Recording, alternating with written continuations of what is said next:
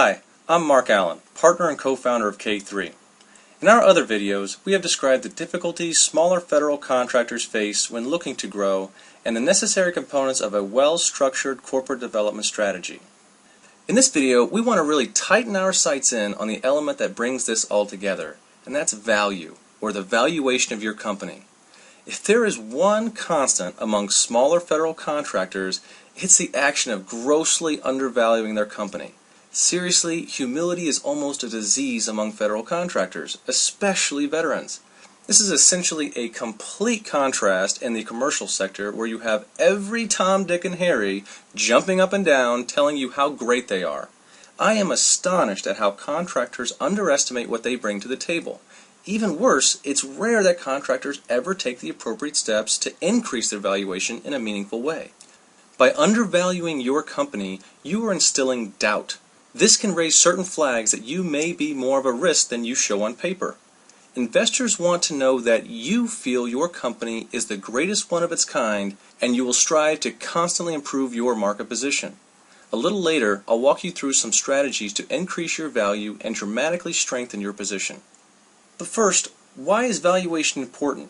Who cares what somebody thinks my company is worth? Well, there are two main reasons a company should focus on their valuation. Number one, to be able to raise as much capital as possible while giving up as little equity as possible.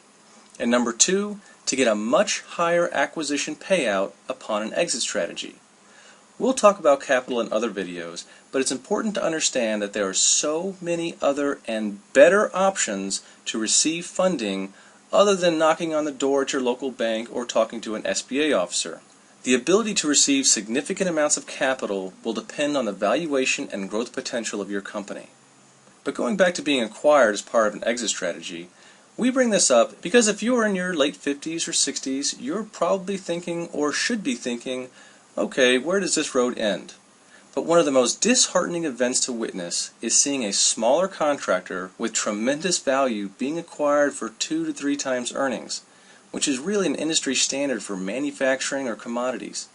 In addition, they end up working for 3 to 5 years after the deal is made, whereby they're essentially paying themselves off. We have seen numerous companies fall into this trap, and even worse, the leadership of the acquired company feels as if they got a good deal. When all the while, some minor changes in their strategy could have meant the difference between working for 5 more years to earn an okay retirement, or relaxing at your beach house in Maui waiting for Uma to bring you another pina colada as you talk on the phone with your kids who are attending medical school that you've paid for in full, and you're smiling because you just cut a check for $100,000 to your local church. That's the difference valuation can make. So if you understand how important valuation is, let's look at several ways to increase that value. Number one, build revenue and penetrate new markets.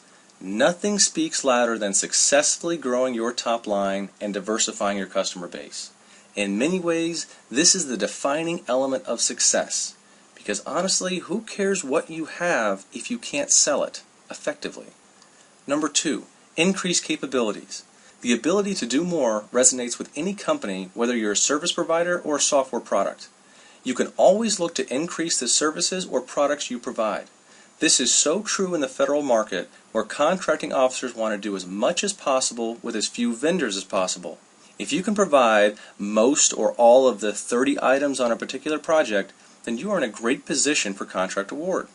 This can be done through acquisitions or through partnerships. For the life of me, I really don't understand why every company, products or services, doesn't have a defined partnering strategy.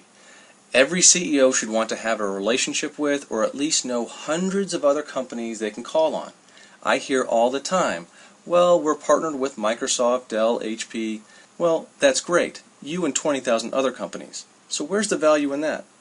There is a direct correlation between the number of partnerships a company has and their revenue.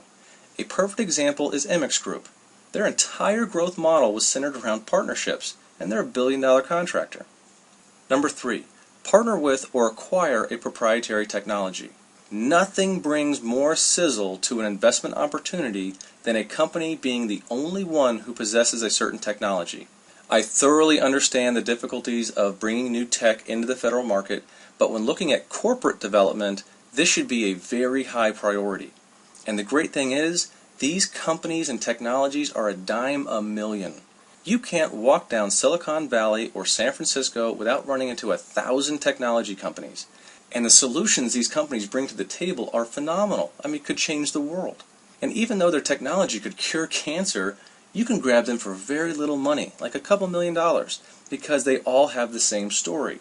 They raised some capital and poured every cent into developing their technology and never thought to put any effort into selling it. So the company doesn't have an answer for that, which makes investors completely uninterested in putting in more money.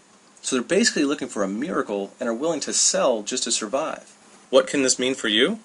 To put it in perspective, let's say you acquire a proprietary technology for $5 million. Well, you may have just increased your valuation by $20 million. Even better, if you have a distribution mechanism and can actually sell the product, you could be looking at a realistic valuation of $50 to $100 million. So just imagine if you're a small $5 to $10 million IT service provider or integrator worth $100 million. And that's just from one technology, and it's all possible. Number 4, your image and your brand awareness and perception management. Going back to what we said in other videos about marketing, in this day and age, it has never been more important to have a solid online presence. You have to look good, and you have to be everywhere. Do not underestimate this component, because we've literally seen investors dismiss companies because of their online presence. They want the first 10 pages of Google filled with nothing but information about you. Results like that take a significant effort. We're talking websites, social media, white papers, interviews, podcasts, articles, you name it. It's not enough to just have a strong SEO, you have to back it up with credibility and brand awareness. If you're an expert in your industry, let the world know about it. And the last one I want to hit on is how you characterize your company. You should know and understand the hot market sectors like cybersecurity, mobility, big data, healthcare, IT, and position your company accordingly. These are the companies that are receiving the most attention and investment capital. I'll show you some very real examples. This is Company A. Company A works with large agencies such as CMS or HHS and defines themselves as an IT service provider or, at its lowest level, a simple IT staffing company. And they are seeking growth capital or to be acquired. Well, when the investors look for market comparables, they're going to see that IT services or staffing companies are valued at about 2 to 4 times earnings. So if Company A is doing $10 million in revenue with an EBITDA of $500,000, you can expect somewhere between $1 to $2 million in growth capital or as an acquisition price. Now let's look at Company B. For all intents and purposes, Company B does the exact same or similar services as Company A, they're in the same markets, and they're also doing about $10 million in revenue. However, Company B knows that healthcare IT is a very hot market right now. So instead of labeling themselves as an IT services company, they instead present a message that says something like improving the quality of healthcare by empowering payers and providers with advanced information technologies. Our customers include large healthcare agencies such as CMS and HHS. By doing this, they have successfully characterized themselves as a healthcare IT company. Now, when the investor conducts market research, they're going to see that healthcare IT companies are valued at about 3 times revenue, and they're highly sought after for investment opportunities or for acquisition. So Company B is looking at growth capital or an acquisition payout of about $30 million. And that is before even looking into the other components such as revenue or acquisitions. And these are actually real-world examples. So when looking at your business, you're no longer an IT company that also does penetration testing and network monitoring for the National Guard. Instead, you're an experienced cybersecurity company that conducts expert analytics and data monitoring services for the Department of Defense. The smallest of changes such as that can have a serious effect on the future of your company. Just look at Lockheed. Lockheed characterizes themselves as an innovative defense contractor that makes fighter jets and missiles, yet 80% of the revenue comes from IT.